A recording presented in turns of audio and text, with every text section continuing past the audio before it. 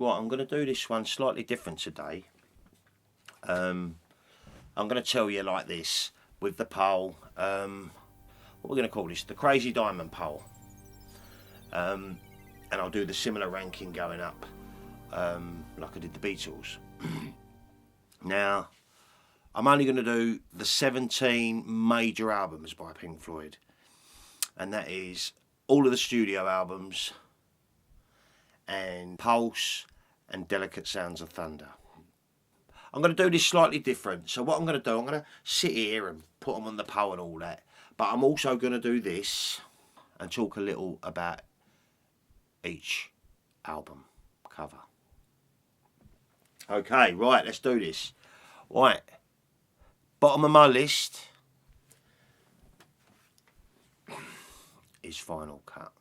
Number 17, my least favourite Pink Floyd cover is The Final Cut, 1983. The design was actually by Roger Waters. He got a little bit tired of Storm Thorgerson and he used a couple of photos from his brother-in-law, Willie Christie. The front cover shows a remembrance poppy and 4 Second World War medal ribbons against the black fabric of a jacket or blazer on which they are worn. From left to right, the medals are 1939 to 1945 Star, the African Star, the Defence Medal, and the Distinguished Flying Cross. I always just found it a little bit boring. Yeah, it's very British with the poppies and World War II and stuff like that. And like I said, when I done the Pink Floyd album ranking, and this came bottom. You know why? Because it feels like this is a Roger Waters solo album using the guise of Pink Floyd. A little bit like Momentary, Lapse of Reason for Gilmour. Feels like a Roger Waters album more than the Pink Floyd one. But we're talking covers, stripey. So that's bottom of my list.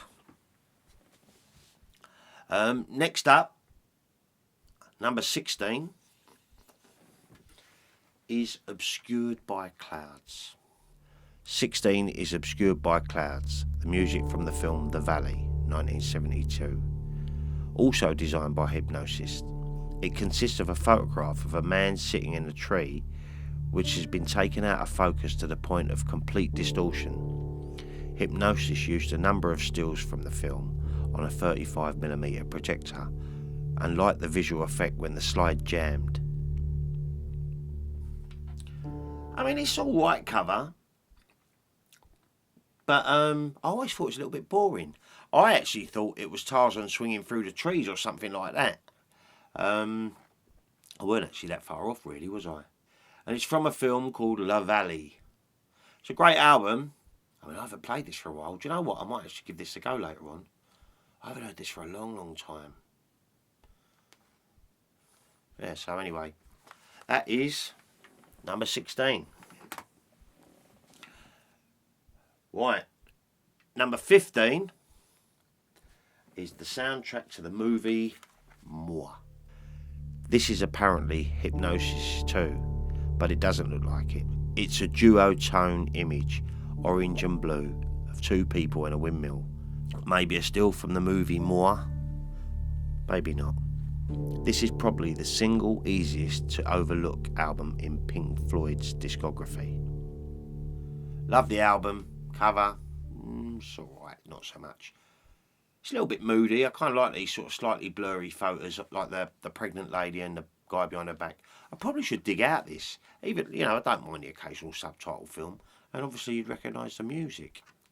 But yeah, so Moi, the film soundtrack, comes in at number 15. Now, I don't actually own number 14, and that's The Endless River, by the Egyptian digital artist Ahmed Imad Eldin. The album is the 4th Pink Floyd not to feature artwork by Storm Thorgerson, who sadly died in 2013. The artwork depicts a young man in an open shirt punting a Thames skiff across a sea of clouds towards the sun. Hipgnosis co-founder Audrey Powell discovered the 18-year-old Egyptian artist. I meant to buy it, but I got it from iTunes, and I was thinking, hello. But then it kind of lost me a little bit, The Endless River, so I didn't go out and buy it. I do feel a bit bad, because I own every other Floyd album, apart from Delicate Sound of Thunder, which I've misplaced. I don't know where that is. But anyway, but we're talking covers. And the cover's brilliant, really. It's digital art, you know. It's what I do as well. But I guess because I associate it to the album, it hasn't really grown on me that much yet. A little bit unfair, I suppose, but hey-ho. Right, now, next up, I have the CD, but it's in the Shine On box set. And as you can see, with this, the Shine On box set over the back there, the covers on these are perfect. They're tiny, look. So what I'm going to do, I'm going to use the postcards that came with the box set. Oh, I can't even get it back in there now. I did like this at the time, though. It made up the prism. Oh no, hurry up, strike me. So what I'm going to do is use the postcard that came with it. 13, Meddle. This Hipgnosis design, a human ear in close-up, overlaid with drops of water. The album's title, Meddle, is a play on words, a meddle or to interfere. Hipgnosis originally suggested a close-up shot of a baboon's anus for the album cover photograph, but he was overruled by the band, who informed him via intercontinental telephone while on tour in Japan that they would rather have an ear underwater.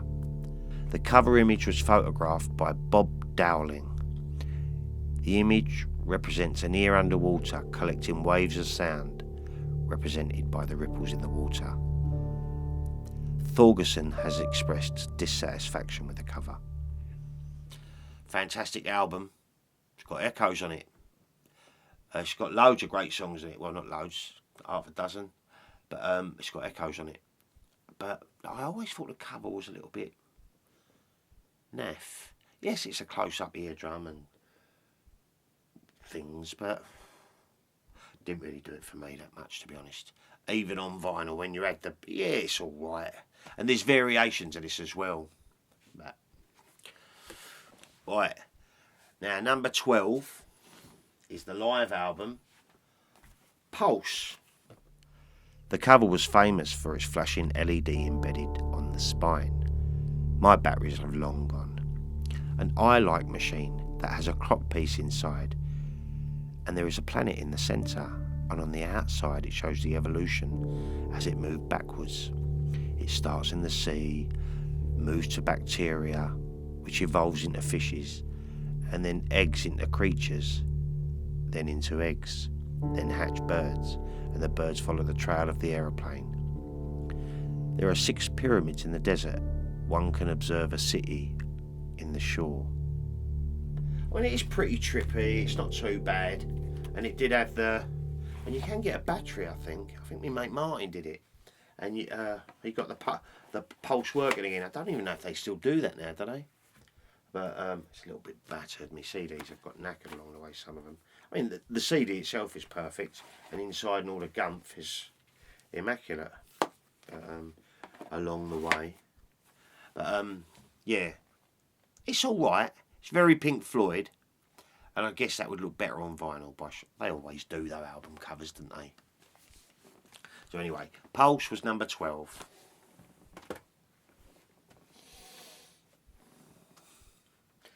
Some of you are going to be shocked by this. And I do actually have this. Actually, do you know what? I'm going to get the vinyl cover. Although it changes everything then. Brought to me by Alice Plays Reactions. A Saucerful of Secrets. If you look closely at the cover, you can see Doctor Strange. Just a few years after Doctor Strange first appeared in the scene in 1967, the late Storm Thorgerson used an image of Doctor Strange taken from Marvel's Strange Tales number 158, illustrated by Marie Severin and published the year before. Doctor Strange shows up on the right side of the front cover. Additionally, you can also see the character Living Tribunal's yellow face at the top left, who is facing off over the future of the Earth. Additionally, Pink Floyd also made another reference to Doctor Strange in their song Cymbeline on the soundtrack to the movie Moi, with these lyrics, "And Doctor Strange is always changing size." Oh, we've got Piper behind it there. A Saucerful of Secrets. I mean, it's a good cover. It's very much of the time. But it's a little bit mashy for me. And you have to look really hard. You know, the double exposure of the boys on the back. But we're talking front cover stripey. Come on, stick with the programme. So, A Saucerful of Secrets didn't make the top 10.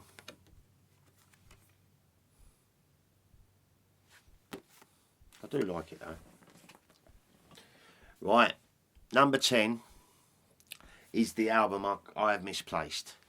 The live album, The Delicate Sound of Thunder. A live album. The photo of the album cover is a reference to the sound, a flock of birds flapping around a man wallpapered with light bulbs, of a Floyd show. Twos are a common theme in Thorgerson's work. Witness, Wish You Were Here, The Division Bell, and the Moore soundtrack. With the guy with light bulbs and the guy in the distance with it.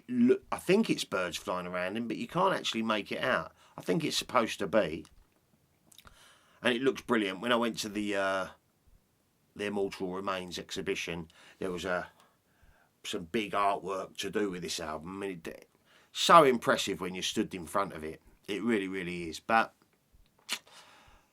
that's your list. Number 9. I nearly done it then. That's Beatle related. Oh, the cover's here again. The Piper at the Gates of Dawn. Vic Singh was hired to photograph the band for the album cover. Singh shared a studio with photographer David Bailey, and he was good friends with Beatles' George Harrison. Singh asked the band to dress in the brightest clothes they could find. Then he shot them with a prism lens that Harrison had given to him. The cover was meant to resemble an LSD trip, a style that was favoured at the time. In 2017, the lens was displayed at the Pink Floyd Their Mortal Remains exhibition. I saw it. My absolute favourite Pink Floyd album, and it could have got higher in the vote purely on the back of how much I love this. It's so good. So good. But we're talking cover art. And it is good. And I did see the lens that this photo was taken on. That was down at their Mortal Remains as well. Quite interesting fact, really. But, yeah. It's not that fantastic, is it? But it's very much at a time. It's sort of supposed to capture an LSD trip sort of image. So anyway, Piper at the Gates of Dawn is number 9. Now number 8, this is so iconic, it's a joke. Atom Heart Mother shows a Holstein Friesian cow standing in a pasture with no text or any other clue what might be on the record. It's the ultimate anti-design, and yet it's so iconic to record buyers and collectors the world over. Arguably the best cow picture ever taken. Pink Floyd at the time of the album's release, the band wanted to explore all sorts of music without being limited to a particular image or style of performance. Thus they requested their new album had to have something plain on the cover, which ended up being an image of a cow. Storm said he simply drove out into a rural area near Potter's Bar and photographed the first cow he saw. The cow's owner identified her name as Lulabelle 3. Incidentally, Stanley Kubrick wanted to use the album's title track in A Clockwork Orange, but the group refused permission primarily because Kubrick was unsure of exactly which pieces of music he wanted and what he wished to do with them. I mean, I do love the cover. How about that? It's just bloody marvellous, isn't it? And it's so simple. And I think that's what the boys wanted, something completely something like to disassociate them from rock music, etc., etc. So, out of Mark Mother, number 8. Right, next up, and you're all going to be screaming at me by now. The Wall. The Wall's album cover is one of Pink Floyd's most minimal. A white brick wall with no texture. Waters had fallen out with Storm Thorgerson a few years earlier, when Thorgerson had included the cover to Animals in his book Walk Away Renee. Issues of the album would include the now famous handwritten lettering of the artist's name and album title by cartoonist Gerald Scarfe, either as a sticker on the sleeve, wrapping, or printed on the cover itself, in either black or red. This is the most instantly recognisable cover after Dark Side of the Moon by Pink Floyd. Got the album back there, CDs in there, but Pink Floyd's The Wall. Not done by Storm Thorgerson, this is actually done by Gerald Scarfe. Such a simple cover, and it is, other than Dark Side of the Moon, it's probably the most instantly recognisable album cover Pink Floyd have done. So simple, just like brick wall. And I think when it first came out, it was just that plain. And then it came out with Gerald Scarfe's Pink Floyd The Wall, in red and black. So anyway. So, The Wall, number 7. How am I doing? Driving you mental yet? I bet. Right, number 6. I like this cover. I do like this cover. Ummagumma. The cover artwork shows a Drost effect featuring the group with a picture hanging on the wall showing the same scene, except the band members have switched position. The cover of the original LP varies from British, United States and Canadian and Australian releases. The British version had the album Gigi leaning against the wall immediately above the Pink Floyd letters. On most copies of the US and Canadian editions, the Gigi cover is airbrushed to a plain white sleeve, apparently because of copyright concerns. But the earliest US copies do show the Gigi cover. The house used as the location for the front cover is located in Great Shelford, near Cambridge. I kind of like the picture on the wall with the boys in it, and then the picture on the wall, and etc, etc. It is kind of cool. It's got some crazy songs on it, though, that's for sure. Not the best. Yeah. Number 6, Ummagumma. We're into me top 5. Top 5 covers. How's the Powell looking? It's looking pretty decent. Right, here we go. I have this on vinyl as well. Number 5. It was tough, this one. Wish You Were Here. The album's cover image was photographed by Audrey Powell, Storm's partner, at the Pink Floyd design studio, Hipgnosis, and was inspired by the idea that people tend to conceal their true feelings for fear of getting burned. And thus 2 businessmen were pictured shaking hands, one man on fire, getting burned. 2 stuntmen were used, Ronnie Rondell and Danny Rogers. One dressed in a fire-retardant suit, covered by a business suit. His head was protected by a hood underneath a wig. The photograph was taken at the Warner Brothers studio in Los Angeles. Initially, the wind was blowing in the wrong directions, and some of the flames was forced into Rondell's face, burning his moustache. The 2 stuntmen changed position, and the image was later reversed. I mean, talk about iconic as well. This is another one. And it also came, when it first came out, it came out with this ominous black bag. Very, very bizarre. But, and I really do like this picture a lot. But it's the least stripy, because I like the others better. Plastic.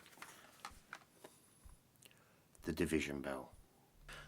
Storm Thorgerson erected 2 large metal heads, each the height of a double-decker bus, in a field near Ely. The sculptures were positioned close together and photographed in a profile to give the illusion that not only were they facing or talking to each other, they also present the viewer with a third face. Thorgerson mentioned the third absent face was a reference to Syd Barrett. The sculpture was devised by Keith Breeden and constructed by John Robertson. Ely Cathedral is visible on the horizon. The picture was shot in a cold February for optimal lighting conditions. That isn't Photoshop, they're actually massive, and they was in a field in Cambridge. But look at that. I've actually stood in between some of them. I'll put a picture of there. Got to do it. Right? That is an album cover. And like I said before, when I'd done the Beatles ranking, I really wasn't sure about this because I weren't a big fan of Momentary Lapse of Reason.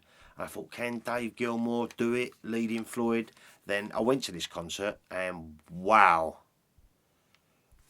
high hopes. The Maroon, they're all just bloody marvellous on here. This is a really, really good Pink Floyd album. Anyway, we're talking about the covers, Stripey. Right, so top three. Can you figure out what my favourite one is yet? Won't be long and you'll find out. Right, number 3. A Momentary Lapse of Reason. The cover shows hundreds of hospital beds placed on Salton Sands in Devon, where some of the scenes from Pink Floyd The Wall was shot. The beds were arranged by Thorgerson's colleague Colin Elgie. A hang glider can be seen in the sky, a clear reference to learning to fly. The photographer, Robert Dowling, won a gold award at the Association of Photographers Awards for this image, which took about 2 weeks to create. Not particularly a great album, but how about that for a cover? And this, someone's put them all over that beach. Wow! Crazy, crazy, crazy. This is what Floyd are all about. You've got right on the beach, you've got hundreds of beds going up, and right at the distance you can see someone flying up in the sky on a paraglider. Dogs on the beach, dogs of war. It's just terrific. Love that. Better than the album though, I think, the cover. There is a couple of good tracks on there though. Top 2. Right. Probably the most iconic cover in the world, other than Sgt. Pepper's Lonely Hearts Club Band, is The Dark Side of the Moon. Probably rock music's most iconic cover album. For Dark Side of the Moon, Richard Wright instructed them they wanted to come up with something smarter, neater, more classy. The prism design was inspired by a photograph that Thorgerson had seen during brainstorming session with Powell. The artwork was created by their associate George Hardy. Hipgnosis offered the band a choice of several designs, but all 4 members agreed that the prism was by far the best. The final cover design depicts a glass prism dispersing light into colour. I wanted to put this as my number 1 because I absolutely think this is one of the greatest rock albums ever. But I couldn't. I just couldn't. Because my number 1 has to be, and I still don't own this on vinyl. Oh, as you see, I do have Dark Side of the Moon. The Awesome Animals. Pink Floyd's Orwellian dystopian take on modern society. A giant flying pig above a beautifully bleak Battersea power station.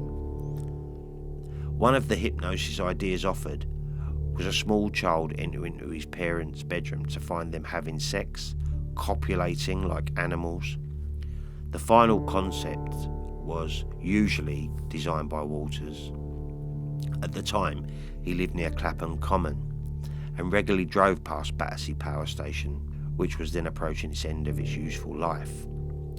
A view of the building was chosen for the cover image, and the band commissioned German company Ballon Fabrik, who had previously constructed Led Zeppelin's airships, to build a 40-foot, 12-metre balloon known as Audrey. The balloon was inflated with helium and manoeuvred into position on the 2nd of December 1976, with a marksman ready to fire if it had escaped.